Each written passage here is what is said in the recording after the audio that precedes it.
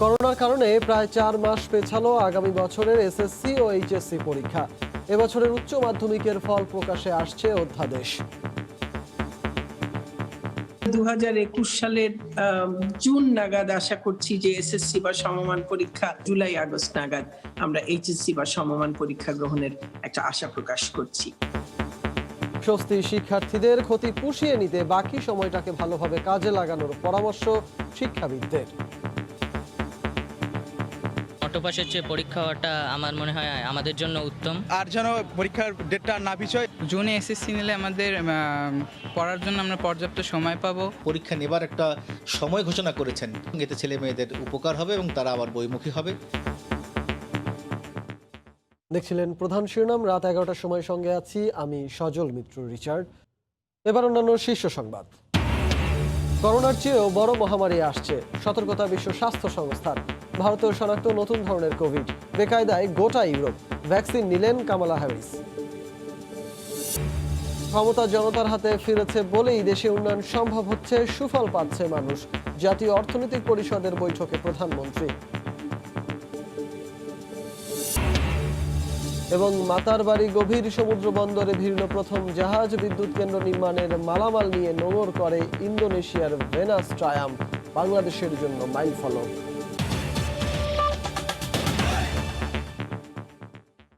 Corona পরিস্থিতির কারণে পিছিয়ে যাচ্ছে আগামী বছরের এসএসসি ও এইচএসসি পরীক্ষা। আগামী বছরের জুনে মাধ্যমিক ও সমমানের পরীক্ষা এবং জুলাই আগস্টে উচ্চ মাধ্যমিক পরীক্ষা হতে পারে বলে জানিয়েছেন শিক্ষামন্ত্রী ডাক্তার দীপু মনি। দুপুরে অনলাইন সংবাদ সম্মেলনে তিনি আরও বলেন, এবছরের এইচএসসির ফল প্রকাশের জন্য জানুয়ারির প্রথম সপ্তাহে অধ্যাদেশ জারি করা হবে। বৈশ্বিক মহামারী করোনার থাবায় এলোমেলো বিদায় বছরের শিক্ষা জীবন। ইতিমধ্যে বন্ধ পাঠদান, শ্রেণী মূল্যায়ন, পাবলিক পরীক্ষা সহ প্রাতিষ্ঠানিক শিক্ষার প্রচলিত সব অনুষঙ্গ। যদিও অনলাইন ক্লাসের মাধ্যমে ক্ষতি পুষিয়ে নেওয়ার চেষ্টা ছিল, এই প্রেক্ষাপটে হচ্ছে না 11 বছর ধরে চলে আসা বই উৎসব। চলতি বছরের শিক্ষা ব্যবস্থার অমীমাংসিত বিষয় এবং আগামী বছরের শিক্ষা কার্যক্রমের পরিকল্পনা নিয়ে মঙ্গলবার অনলাইন সংবাদ সম্মেলন করেন শিক্ষামন্ত্রী ডাক্তার দীপু মনি। এই সময় উপস্থিত ছিলেন প্রাথমিক ও গণশিক্ষা প্রতিমন্ত্রীও। শিক্ষামন্ত্রী জানান, 2020 সালের এইচএসসি পরীক্ষার ফলাফল প্রস্তুত আছে। জানুয়ারির প্রথম সপ্তাহে বিশেষ অধ্যাদেশ জারি করে ফল প্রকাশ করা হবে। আর 2021 সালের এসএসসি পরীক্ষা পিছিয়ে জুন নাগাদ ও এইচএসসি পরীক্ষা জুলাই আগস্টে অনুষ্ঠিত হতে পারে। এসএসসি বা সমমান পরীক্ষা 2021-এর যারা পরীক্ষার্থী, তাদের হয়তো তাদের পক্ষে পূর্ণাঙ্গ সিলেবাস সমাপ্ত করা সম্ভব হয়নি। এরকম একটা পরিস্থিতিতে সিলেবাস যেটি আছে সেটিকে কাস্টমাইজ করে পরীক্ষার যাবতীয় ব্যবস্থা গ্রহণের আমাদের একটা কার্যক্রম চলছে। সার্বিক পরিস্থিতি যদি অনুকূলে থাকে তাহলে 2021 সালের জুন নাগাদ আশা করছি যে এসএসসি বা সমমান পরীক্ষা আমরা হয়তোবা গ্রহণ করতে পারবো। উৎসবের মাধ্যমে না হলেও নতুন ক্লাসে নতুন বই পাবে সব শিক্ষার্থী। ষষ্ঠ থেকে নবম শ্রেণী পর্যন্ত 12 দিনে এই বই বিতরণ করা হবে। এর আগে 31শে ডিসেম্বর প্রধানমন্ত্রী শেখ হাসিনা এই বই বিতরণ কর্মসূচি উদ্বোধন করবেন। প্রতিটি শ্রেণীর বই বিতরণের জন্য আমরা 3 দিন করে সময় দিতে চাইছি, অর্থাৎ ষষ্ঠ থেকে নবম শ্রেণী পর্যন্ত মোট 12 দিনে আমরা বই বিতরণ করব। প্রাথমিক স্তরে প্রথম থেকে পঞ্চম শ্রেণীর জন্য মুদ্রিত পাঠ্যপুস্তক 9,56,90,291টি। এছাড়া শ্রেণীকক্ষে শিক্ষার্থীদের প্রতিযোগিতার চেয়ে সহযোগিতামূলক মনোভাব গড়ে তুলতে নতুন বছর থেকে রোল নাম্বারের পরিবর্তে আইডি নাম্বার দেওয়ার পরিকল্পনার কথা জানান শিক্ষামন্ত্রী। আর এই আইডি দিয়ে একজন শিক্ষার্থী তার পুরো শিক্ষা জীবনের সব স্তরে যাবে বলেও জানান তিনি। আপাতত মাধ্যমিক স্তর থেকে তা কার্যকরের কথা জানালেন শিক্ষামন্ত্রী। ফেরদৌস লিপি, সময় সংবাদ, ঢাকা।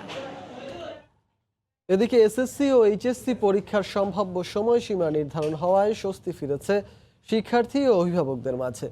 করোনাকালের ক্ষতি পুষিয়ে নিতে সময়টাকে কাজে লাগানোর পরামর্শ শিক্ষাবিদদের।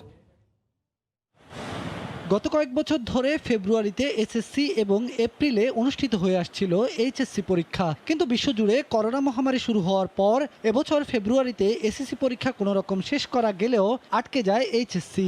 সরকার পরীক্ষা না নিয়ে আগের ফলাফলের ভিত্তিতে মূল্যায়নের সিদ্ধান্ত নেয়। মহামারীর ধাক্কায় আগামী বছরেও শিক্ষা জীবনের সবচেয়ে বড় দুটি পরীক্ষা অনিশ্চিত হয়ে পড়ে। দেশের ও বৈশ্বিক পরিস্থিতি বিবেচনায় সরকার আগেভাগেই জানিয়ে দিল আগামী বছরের পরীক্ষার সম্ভাব্য সময়। শিক্ষাবিদরা বলছেন এতে করে অনিশ্চয়তার অবসান ঘটল। তবে পরীক্ষা দুটি 4 মাস করে পিছিয়ে যাওয়ায় ক্ষতি পুষিয়ে উঠতে শিক্ষক, অভিভাবক ও শিক্ষার্থীদের আন্তরিক প্রচেষ্টার দিকেও তাগিদ দিয়েছেন তারা। আমাদের এই ছেলেমেয়েরা কিন্তু স্কুলে যেতে পারছে না করোনার জন্যে, বাড়িতে বসে আছে এবং তারা কি পড়বে কি পড়বে না ব্যাপারে উৎকণ্ঠাও তাদের মধ্যে একটা কাজ করছিল। তো এরকম একটি ঘোষণার ফলে তারা আবার নতুন করে একটু বইমুখী হবে। 2-4 মাসের যে একটা ক্ষতি এটা পুষিয়ে নেওয়া যায়। আমার সুপারিশ থাকবে যে আমরা একটু ইন্টেন্সিভ কিছু ক্লাস নেব। এদিকে পরীক্ষার সময়সীমা নির্ধারিত হওয়াতে স্বস্তি ফিরল শিক্ষার্থীদের মাঝেও। তারা বলছেন প্রস্তুতি নিতে এবার সুবিধা হবে তাদের। যখনই পরীক্ষাটা হবে পরীক্ষা দেব, কিন্তু আর যেন পরীক্ষার ডেটটা না পিছোয় এবং পরীক্ষা শুরু হওয়ার আগে যেন কয়েকদিন ক্লাস হয় ভালো মতো। জুনে এসএসসি নিলে আমাদের পড়ার জন্য আমরা পর্যাপ্ত সময় পাবো। করোনা পরিস্থিতির কারণে 2021 সালের এসএসসি জুনে এবং জুলাই অনুষ্ঠিত হবার কথা রয়েছে এইচএসসি ও সমমানের পরীক্ষা। বেলায়েত হোসাইন, সময় সংবাদ, ঢাকা। করোনা ভাইরাসের চেয়ে বড় মহামারী আসছে বলে সতর্ক করেছে বিশ্ব স্বাস্থ্য সংস্থা। এজন্য বিশ্বকে প্রয়োজনীয় প্রস্তুতি নেওয়ার পরামর্শ দিয়েছে WHO। এদিকে ভারতেও ছড়িয়ে পড়েছে নতুন ধরনের কোভিড। যুক্তরাজ্যে ছড়িয়ে পড়া নতুন ধরনের করোনা আটকাতে দেশটির সঙ্গে বিমান চলাচল বন্ধ করে দিলেও শেষ রক্ষা হয়নি ভারতের। সোমবার লন্ডন ফেরত 6 ভারতীয় নাগরিকের শরীরে শনাক্ত হয় নতুন ধরনের করোনা, জানিয়ে ভারত জুড়ে শুরু হয়েছে আতঙ্ক। দেশটির স্বাস্থ্য বিভাগ বলছে তাদের প্রত্যেককে আলাদা ঘরে রাখা হয়েছে, বিশেষ নজরদারিতে চলছে চিকিৎসা। এর মধ্যেই নতুন সংখ্যার কথা জানালো বিশ্ব স্বাস্থ্য সংস্থা। সুইজারল্যান্ডের জেনেভায় বছরের শেষ মিডিয়া ব্রিফিংয়ে WHOর জরুরি কর্মসূচির প্রধান মাইকেল রায়ান বলেন, করোনার চেয়ে সামনে আরও ভয়াবহ মহামারী আসতে পারে, সেজন্য বিশ্বের প্রস্তুতি নেওয়া দরকার। নতুন বছরে কোভিড-19 আরও প্রাণঘাতী হয়ে উঠতে পারে বলেও আশঙ্কা বিশ্ব স্বাস্থ্য সংস্থার। এই মহামারী খুবই মারাত্মক, এটি অত্যন্ত দ্রুত বিশ্বজুড়ে ছড়িয়ে পড়ছে। এটা এই গ্রহের প্রতিটি কোণ প্রভাবিত করছে। এই মহামারীর মধ্যেই বিশ্বকে বাঁচতে শিখতে হবে, কিন্তু এটা অবশ্যই বড় মহামারী নয়। করোনার নতুন দুটি ধরন শনাক্তের পর বিধিনিষেধ আরও কঠোর করার সিদ্ধান্ত নিয়েছে ব্রিটেন। ইংল্যান্ডের সবগুলো অঞ্চলে যে হারে সংক্রমণ বাড়ছে তা অত্যন্ত উদ্বেগজনক বলে জানান দেশটির বৈজ্ঞানিক উপদেষ্টা কমিটি। রবিউল ইসলাম আওলাদ, সময় সংবাদ। ইউরোপের করোনা টিকাদান কর্মসূচি শুরু হলেও নতুন করোনার কারণে বেকায়দায় পড়েছে বিভিন্ন দেশ। এ বিষয়ে সবশেষ খবর জানাতে পর্তুগালের লিসবন থেকে সরাসরি যুক্ত হচ্ছেন আমাদের সহকর্মী তারিকুল হাসান আশিক। আশিক, রিচার্ড, শীতের তীব্রতা গোটা ইউরোপে বাড়ছে। এই শীতের তীব্রতা বাড়ার কারণেই করোনার মহামারীর যে ভয়াবহতা সেটিও কিন্তু বাড়ছে। দেশে দেশে আক্রান্ত এবং মৃতের সংখ্যা দুটোই বাড়ছে, সেই খবর আমরা দর্শকদের জানাচ্ছিলাম। এর মধ্যেই আমরা দেখেছি যে গত রবিবার ইউরোপীয় ইউনিয়নভুক্ত দেশগুলিতে একযোগে টিকা প্রদান কার্যক্রম কিন্তু এর মধ্যে শুরু হয়েছে। তো প্রথম ধাপে স্বাস্থ্য সংশ্লিষ্ট খাতের সঙ্গে যারা রয়েছেন তাদেরকে দিয়েই কার্যক্রম শুরু হয়েছে। ধাপে ধাপে সাধারণ মানুষকে টিকা দেওয়ার বা টিকার আওতায় আনার চেষ্টা করছে ইউরোপের দেশগুলো। তো এর মধ্যে কিন্তু আমরা দেখেছি যে ডাচ পরিসংখ্যান বিভাগ একটি প্রতিবেদন প্রকাশ করেছে। সেই প্রতিবেদন কিন্তু তারা বলেছে যে দ্বিতীয় বিশ্বযুদ্ধের পর এই প্রথম এত মানুষ কিন্তু এক বছরে মারা গেছে। সেখানে কিন্তু এই এক বছরে, অর্থাৎ এই বছরে গত সপ্তাহ পর্যন্ত 1,62,000 মানুষের মৃত্যু নেদারল্যান্ডসে হয়েছে। এবং সেটি কিন্তু প্রতি বছর যে মৃত্যুর ঘটনা ঘটে থাকে নেদারল্যান্ডসে সেটি থেকে 13,000-এর বেশি, অর্থাৎ এই 13,000-এর বেশি মৃত্যু মূলত এই কোভিড কারণেই মৃত্যুর ঘটনাগুলো বেড়েছে। এবং একটি ছোট জনসংখ্যার দেশ, আমরা জানি যে মোট 1,70,00,000 মানুষ নেদারল্যান্ডসে বসবাস করেন এবং সেখানে কিন্তু এই বছর মৃত্যুর যে হার সেটি কিন্তু আরও বেশি উদ্বেগজনক পরিস্থিতি তৈরি করেছে দেশটির জন্য। এবং ভবিষ্যতে এই বিষয়গুলিকে মাথায় রেখে কিন্তু তারা বর্তমানে তাদের যে কোভিড পরিস্থিতি সেটি মোকাবিলার চেষ্টা করছে। নেদারল্যান্ডস কিন্তু একটি দেশ যেটি কিন্তু ভবিষ্যতে এই যে টিকাদান কার্যক্রমের শুরু হলেও তারা কিন্তু এই বিষয়গুলিকে আরও পর্যবেক্ষণ করে তারপর নাগরিকদের আসলে টিকার আওতায় আনার যে চেষ্টা সেটি তারা করছেন। সেই সঙ্গে আমরা যদি পর্তুগালের কথা বলি, পর্তুগাল, জার্মানি, স্পেন, নেদারল্যান্ডস প্রত্যেকটি দেশেই কিন্তু দেখেছি যে সম্প্রতি করোনা ভাইরাসের যে নতুন যে ধরন সেটি আসার পরে কিন্তু আবার মৃতের সংখ্যা, আক্রান্তের সংখ্যা যেটি বলে না কেন সেটি কিন্তু বেড়েছে। তবে পর্তুগালে কিন্তু এখন পর্যন্ত করোনা নতুন ধরনের যে অস্তিত্ব সেটি এখন পর্যন্ত পর্তুগালে পাওয়া যায়নি। তবে অধিকাংশ দেশেই এই ভাইরাসের নতুন ধরনটি পৌঁছে গেছে এবং প্রত্যেকটি দেশকে নতুন করে উদ্বেগের মধ্যে ফেলেছে। যদিও এরই মধ্যে ভ্যাকসিনের যে কার্যক্রম সেটি প্রত্যেকটি দেশই প্রায় শুরু করে দিয়েছে। তো সবকিছু মিলিয়ে ভ্যাকসিন কার্যক্রম শুরু হলেও কিন্তু করোনার যে ভয়াবহতা সেটি কোনোভাবেই থামানো যাচ্ছে না এবং এই যে শীত যখন বা আরও বাড়ছে সেই সঙ্গে কিন্তু মৃত এবং আক্রান্তের সংখ্যা দুটোই বাড়ছে। তো রিচার্ড, এই ছিল আসলে পর্তুগাল থেকে গোটা ইউরোপের সার্বিক করোনা পরিস্থিতি এবং ভ্যাকসিন কার্যক্রমের সবশেষ খবর। রিচার্ড। পুরো ইউরোপের করোনা পরিস্থিতি এবং ভ্যাকসিন প্রদানের কার্যক্রমের সবশেষ খবরাখবর জানাতে পর্তুগালের লিসবন থেকে আমাদের সঙ্গে যুক্ত হয়েছিলেন সহকর্মী তারিকুল হাসান আশিক। এদিকে করোনা ভাইরাসের টিকা নিয়েছেন নবনির্বাচিত মার্কিন ভাইস প্রেসিডেন্ট কামালা হ্যারিস। স্থানীয় সময় মঙ্গলবার সকালে মডার্না টিকার প্রথম ডোজ নিয়েছেন তিনি। নিজে টিকা নেয়ার পাশাপাশি মার্কিন নাগরিকদেরও টিকা নেয়ার আহ্বান জানান কামালা। বলেন, জীবন বাঁচাতেই সবাইকে টিকা নিতে হবে। এদিন তার স্বামী ডগলাস এম হফও টিকা নিয়েছেন। এর আগে গেল সোমবার করোনার টিকা নেন নবনির্বাচিত মার্কিন প্রেসিডেন্ট জো বাইডেন। রাত 11টার সময় আরও থাকছে। প্রায় ৩৫ কোটি টাকা আত্মসাতের অভিযোগে সাইদ খোকন সহ 7 জনের বিরুদ্ধে মামলা ফুলবাড়িয়া দোকান মালিক সমিতির। ষড়যন্ত্র বলে উড়িয়ে দিলেন ঢাকা দক্ষিণের। দেশের মানুষ গণতান্ত্রিক সরকারের সুফল ভোগ করছে জানিয়ে প্রধানমন্ত্রী শেখ হাসিনা বলেছেন, ক্ষমতা এখন আর ক্যান্টনমেন্টে নেই। সকালে গণভবন থেকে ভিডিও কনফারেন্সে এনইসি বৈঠকের সভাপতিত্ব করেন সরকার প্রধান শেখ হাসিনা। এই বৈঠক থেকেই ৮ম পঞ্চবার্ষিকী পরিকল্পনা চূড়ান্ত করার কার্যক্রম শুরু হয়। ভার্চুয়াল এই সভার সূচনা বক্তব্যে প্রধানমন্ত্রী বলেন, পরের বছরের শুরু থেকেই ৮ম পঞ্চবার্ষিকী পরিকল্পনার বাস্তবায়ন শুরু হবে। স্বাধীন দেশ হয়ে বাংলাদেশ কখনো বহির্বিশ্বের কাছে হাত পেতে চলতে পারে না বলে উল্লেখ করেন তিনি। জানান, জাতির জনকের দেখানো পথেই ক্ষুধা ও দারিদ্র্যমুক্ত দেশ গড়তে কাজ করছে সরকার। সেই লক্ষ্য নিয়েই আমরা স্বাধীন দেশকে কেউ এরকম অবহেলার চোখে দেখলে এটা আমাদের জন্য লজ্জাজনক। কিন্তু যেহেতু গণতান্ত্রিক ধারাবাহিকতা ছিল না, হত্যাকু ষড়যন্ত্রের রাজনীতি বাংলাদেশে শুরু হয়েছিল, মিলিটারি ডিক্টেটররা ক্ষমতা এসেছে একের পর এক, বা ওই ক্ষমতাটাই ক্যান্টনমেন্টের ভিতরেই বন্দী ছিল, যে কারণে সেই উন্নয়নের গতিধারাটা অব্যাহত থাকেনি। সেখান থেকে যখন জনতার ক্ষমতা জনতার হাতে আমরা ফিরিয়ে দিতে পেরেছি, জনতার গণতান্ত্রিক অধিকারটা যখন জনতার হাতে আমরা ফিরিয়ে দিয়েছি, ক্ষমতাটা এখন জনতার হাতে, যার ফলে আমাদের উন্নয়নের গতিধারাটাও মানে আমি বলবো যে যথেষ্ট সচল হয়েছে। মানুষ তার সুফল পাচ্ছে, সাধারণ মানুষ সুফল পাচ্ছে। মাতারবাড়ি গভীর সমুদ্র বন্দরে ভিড়ল প্রথম জাহাজ। পরীক্ষামূলকভাবে ইন্দোনেশিয়া থেকে বিদ্যুৎ কেন্দ্র নির্মাণের মালামাল নিয়ে আসা জাহাজটি সকালে নোঙর করে। এটি বাংলাদেশের জন্য মাইলফলক বলে মনে করছে বন্দর কর্তৃপক্ষ। সুজাউদ্দিন রুবেলের রিপোর্ট।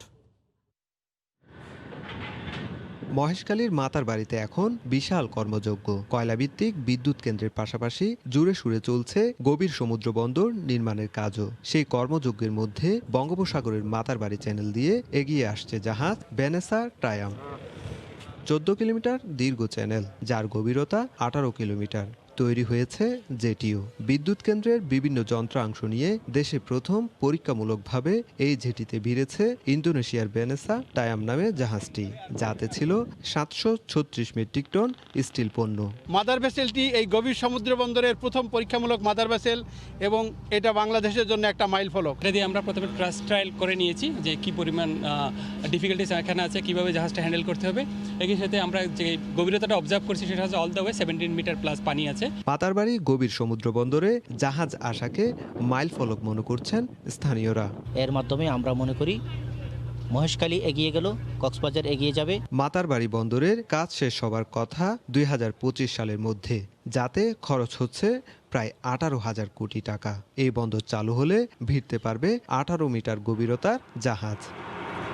পরীক্ষামূলক প্রথম জাহাজ আসার পর নীতি নির্ধারকরা আশা করছেন দ্রুততার সাথে এগিয়ে যাবে গভীর সমুদ্র বন্দরের বাকি কাজও।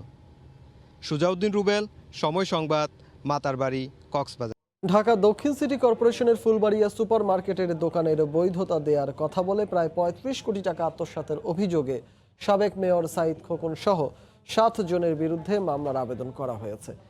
মামলার আদেশ দেওয়া হবে কাল। সকালে ঢাকা দক্ষিণ সিটি কর্পোরেশনের সাবেক মেয়র সাঈদ খোকন সহ 7 জনের বিরুদ্ধে মামলাটি দায়ের করেন ফুলবাড়িয়া সুপার মার্কেটের সভাপতি দেলোয়ার হোসেন। এরপর আদালত বাদীর জবানবন্দি গ্রহণ করেন এবং নথি পর্যালোচনা শেষে বুধবার এ মামলার আদেশ দেওয়ার দিন ধার্য করেন। মামলার অপর আসামিরা হলেন ডিএসসিসির সাবেক প্রধান রাজস্ব কর্মকর্তা ইউসুফ আলী সরকার, উপসহকারী প্রকৌশলী মাজেদ, কামরুল হাসান, হেলেনা আক্তার, আতিকুর রহমান স্বপন ও ওয়ালিদ। এদিকে সাঈদ খোকন তার বিরুদ্ধে আনা অভিযোগ অস্বীকার করেছেন। আর মামলা ছাড়া কোনো উপায় ছিল না বলে দাবি করেন মার্কেট সমিতির সভাপতি। আমি মার্কেটে 30 হইতে 35 বছর পর্যন্ত আমি মার্কেটের সভাপতি এবং ওই এরিয়াতে দখল পার্টির যন্ত্রণা আমি কোনোদিন কাউকে কোনো কিছু বলি নাই, বিচারও চাই নাই। কারণ হচ্ছে যে ওই বিচার চেয়ে আমি জানি যে বিচার পাবো না, আরও বিপদে পড়বো। যার কারণে আমি বলি নাই, পিঠ দেওয়ালে ঠেকে গেছে ব্যবসায়ীদের, যার কারণে আমি কোর্টে স্বর্ণপন্ন হয়েছি। এগুলো তাপস করাচ্ছে করে নিজের দলের এবং তার পরিবারের ভাবমূর্তি নষ্ট করছে। পদ্মা সেতু প্রকল্পের খবর।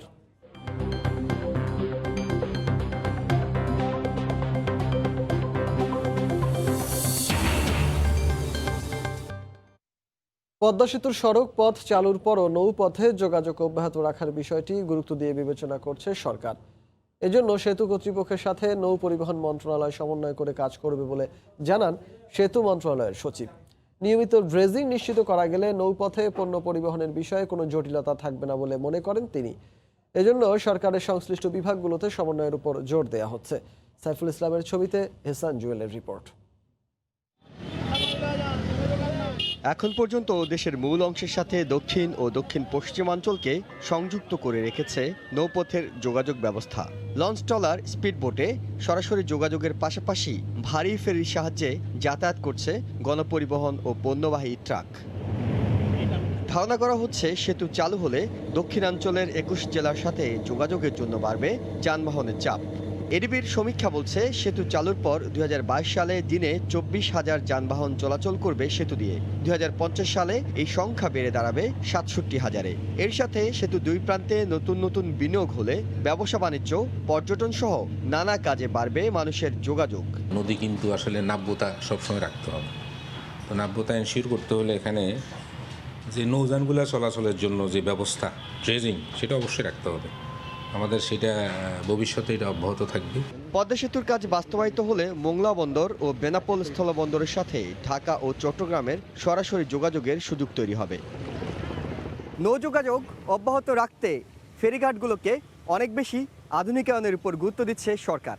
এই ব্যবস্থাপনাকে যুগোপযোগী করা গেলে পদ্মায় একসাথে সড়ক, রেল ও নৌ তিনটি পৃথক যোগাযোগ সুবিধা অনেক বেশি শক্তিশালী করবে দেশের অর্থনৈতিক কাঠামোকে। হেসান জুয়েল, সময় সংবাদ, মাওয়া, মুন্সিগঞ্জ। ফ্ল্যাট জব্দের নির্দেশ দিয়েছেন আদালত।